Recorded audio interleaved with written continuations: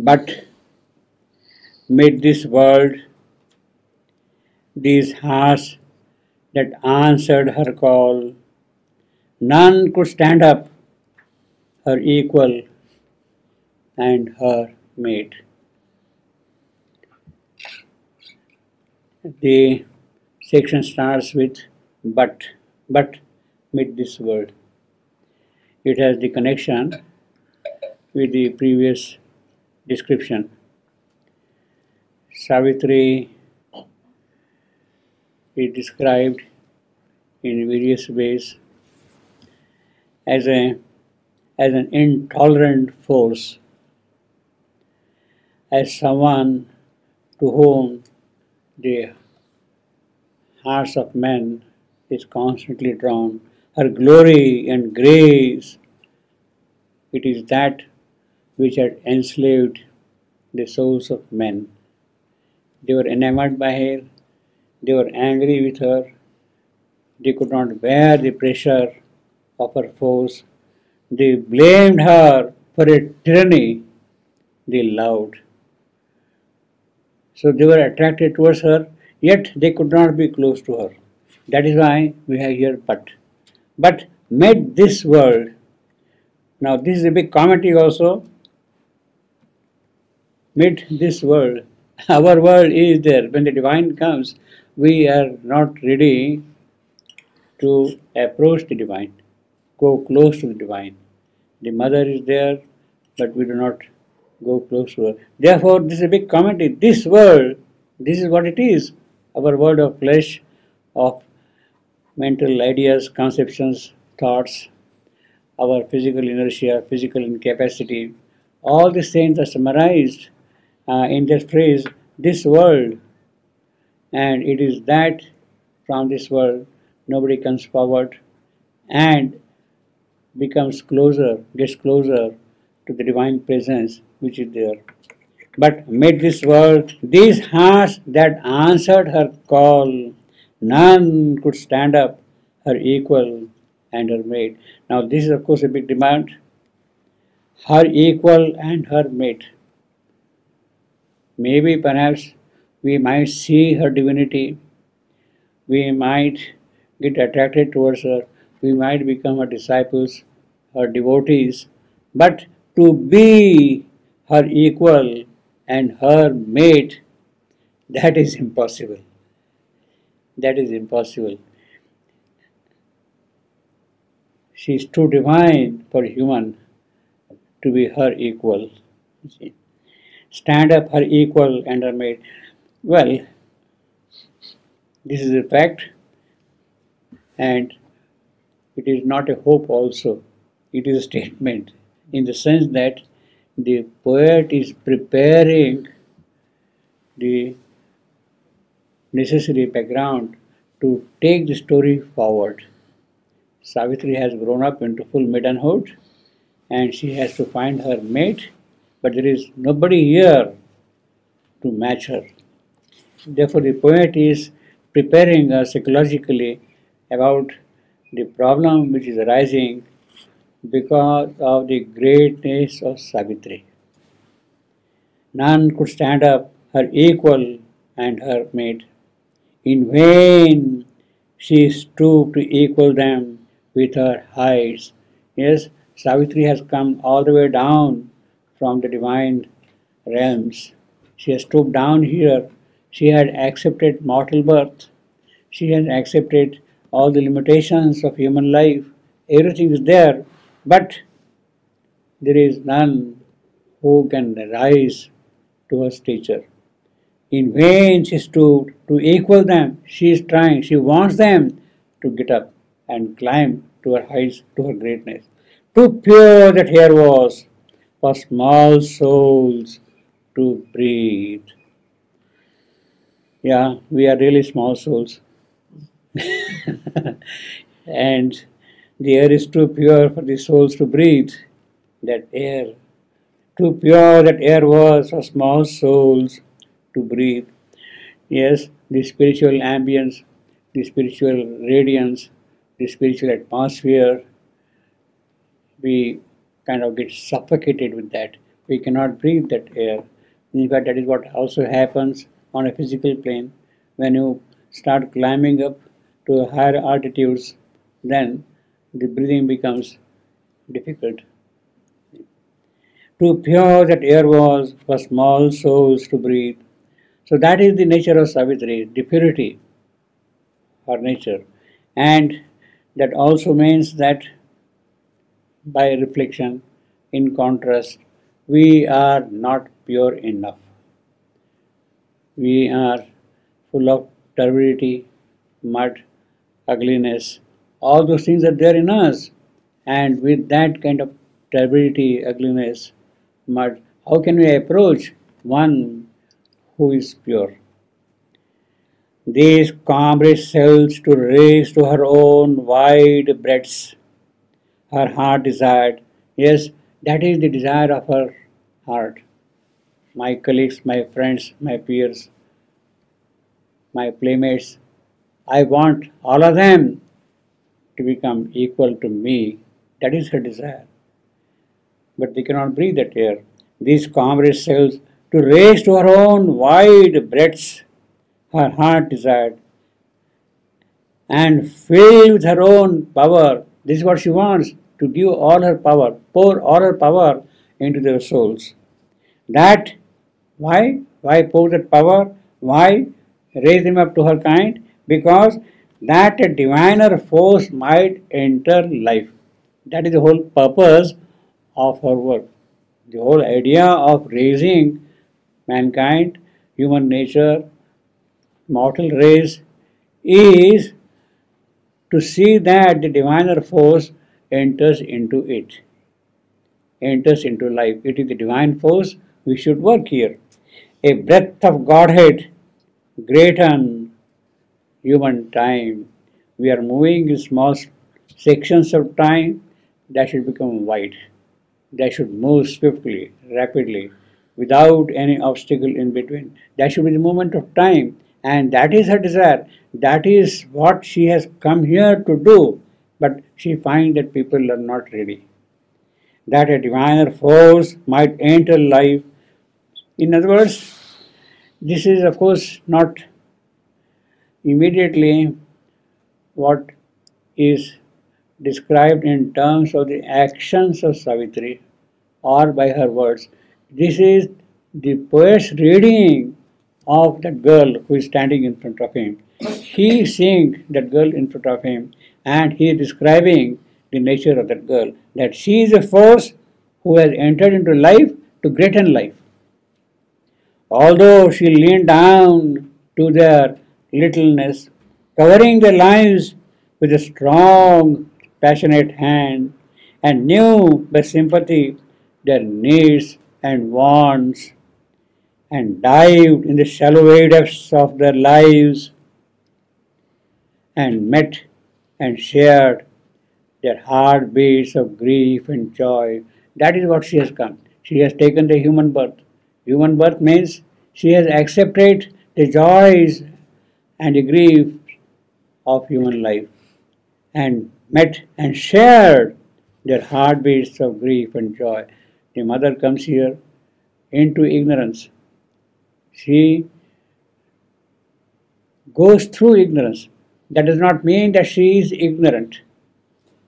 It does not mean that. She has accepted the conditions of ignorance with full knowledge of what has got to be done. In the same way, she has come down here, she is accepting grief and joy of man so that by participating in their grief and joy, these can be removed, this can be eliminated, this can be transformed into pure love and beauty and joy, and bent to heal the sorrow and their pride, lavishing the might that was hers on her lone peak.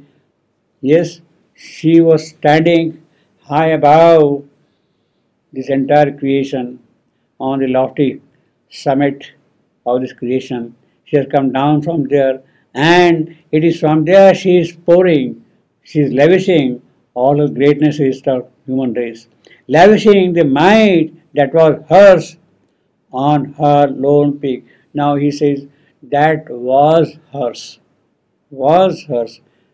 because Savitri has taken human birth. That was hers means because she has taken human birth.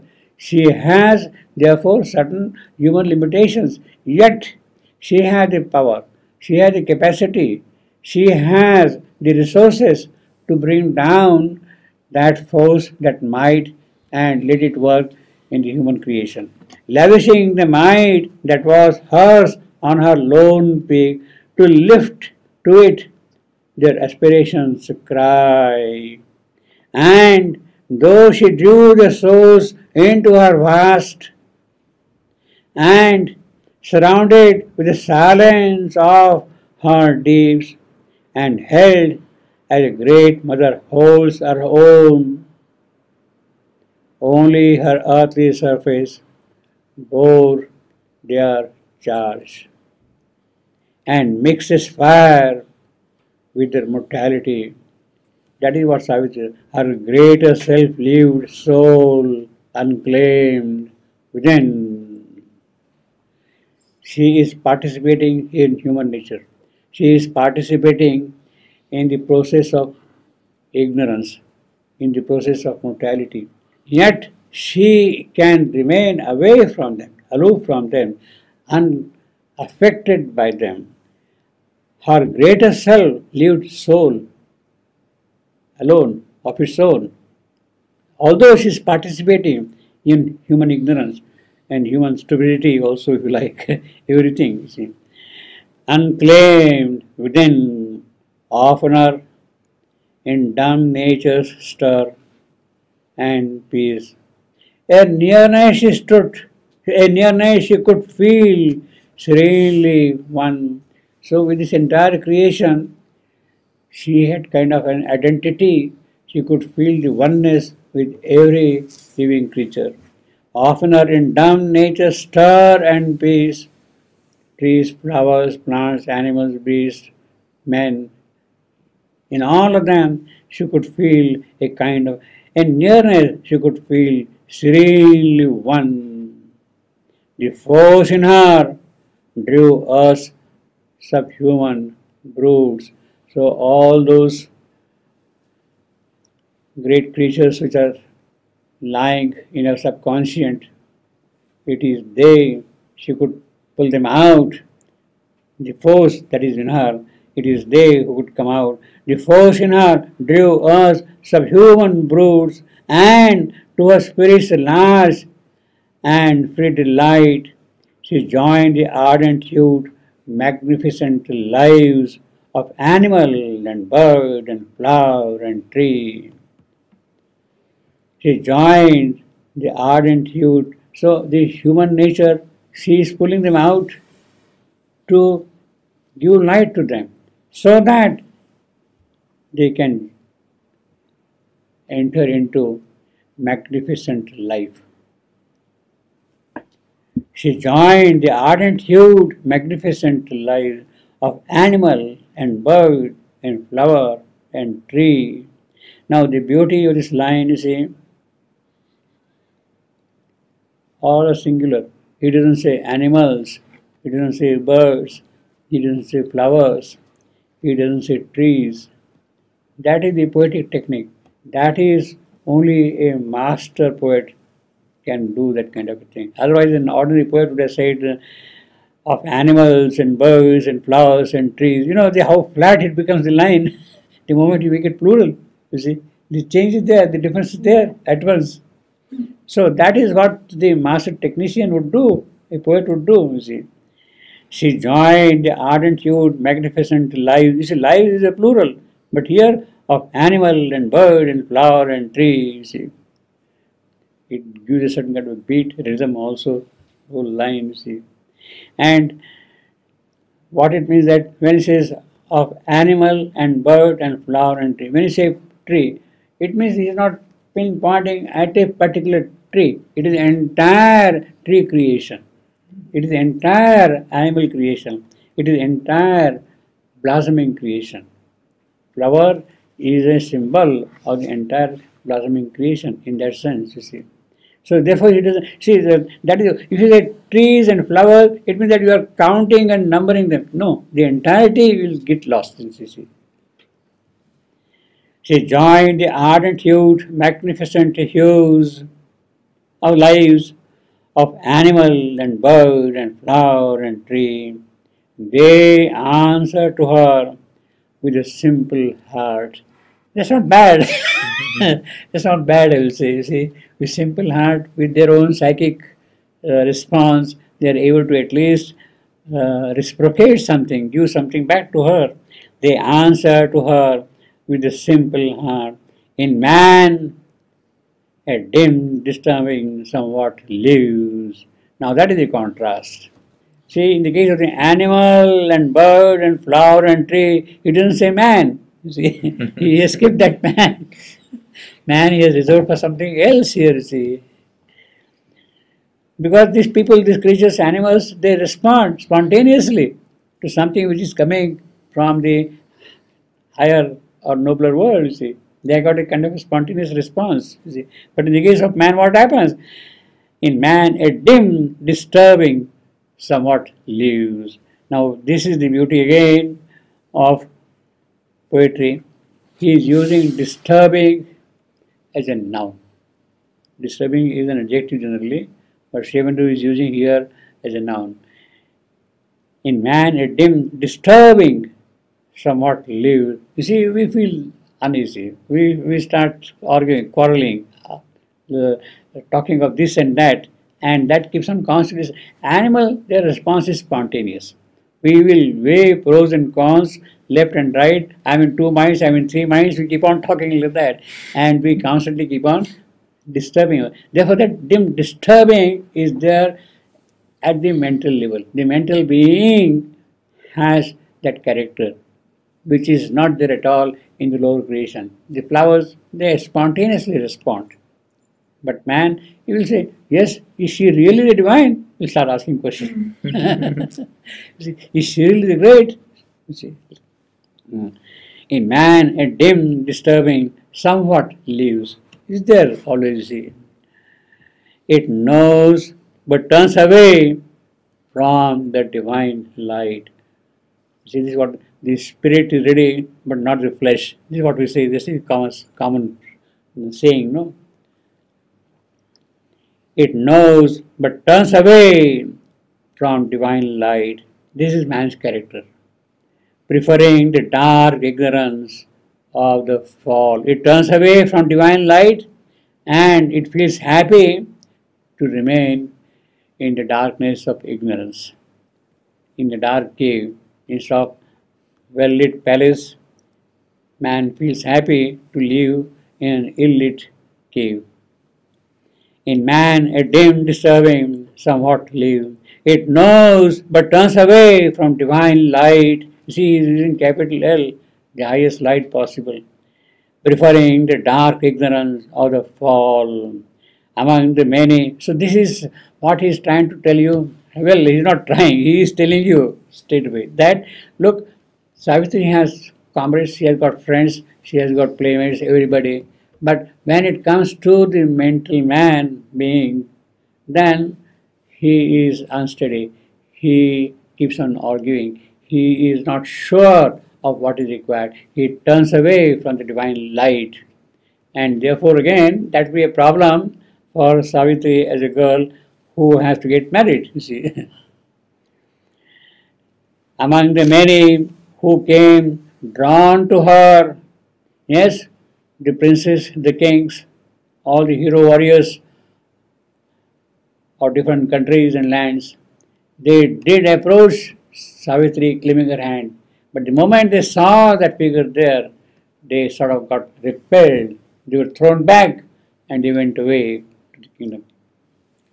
Among the many who came drawn to her, nowhere she found her partner of high tasks. Now, of course, he has already described what are her high tasks. That she is bringing light, she is bringing joy, that man may respond to it. Earlier, we have already that description here. High task. the comrade of her soul, her other self, who was made with her, like God and nature, one. Now, see, this is the sort of suggestive occult description which tells us immediately about what is really necessary for Savitri to do her work indirectly. She is there, divine Shakti is there, that is not sufficient. She needs a counterpart. That is required. And therefore, unless that thing is there, she cannot do anything here in this creation. Savitri, she comes and she will transform the world. No, she needs Satyava. She needs certain things to be there, you see. And therefore, he says, her other self, that is required, who was made with her. Now, this is again important. Savitri was born in response to Ashwapati's prayer to the Divine Mother. Ashwapati had received a boon directly from her, and she told him, yes, I will come and take mortal birth. Now, it is that kind of a person who could be equal to Savitri. Her other self has to be equally like that, who was made with her. It is not that he is growing, picking up, he has also grown along with Savitri all along, throughout. Now, we can say that the mother says, since the beginning of this earth, whenever and wherever there was a possibility of the ray of manifestation, I was present. I was present. That definitely therefore applies, if you identify mother with Savitri, then that definitely applies to Satyavan also. He was present since the beginning of this creation of the earth. And in that sense, therefore, he got her other self who was made with her. See, it is a very powerful phrase, and sort of casually he has pushed it in, you see. But the connotations are really very deep, very occult, very luminous, very significant. The mother also said that Satyavan is a permanent avatar. She speaks of Satyavan as a permanent avatar. When the earth was formed, it is Savitri who had come here to do certain work. But at the same time, Satyavan was also present in the earth as a permanent avatar.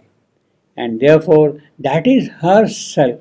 On the occult level, they have been coming here, they came rather together, and they are doing the work together. Now, in the human process of time, they had to come again together in the human process of time. Savitri has taken the birth, same way Satyavan has to come out in the human form and meet Savitri. So, her other self, who was made with her, like God and nature, one. See, this is a very powerful simile again. The whole philosophy is compressed in one single phrase. Like God and nature, they have been born together. Nature to fulfill God's desire in His creation, to express God.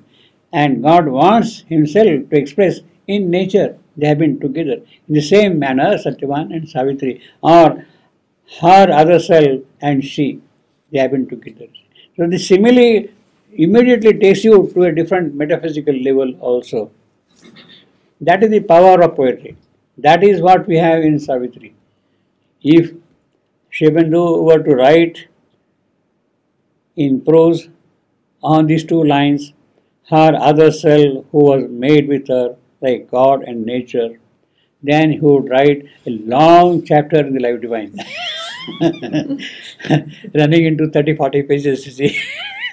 In poetry, one phrase is enough, you see. Everything is expressed already, you see. Some near approached were touched, caught fire, then failed. That is human nature, you see. Because they were not her other self, who were made with her, you see.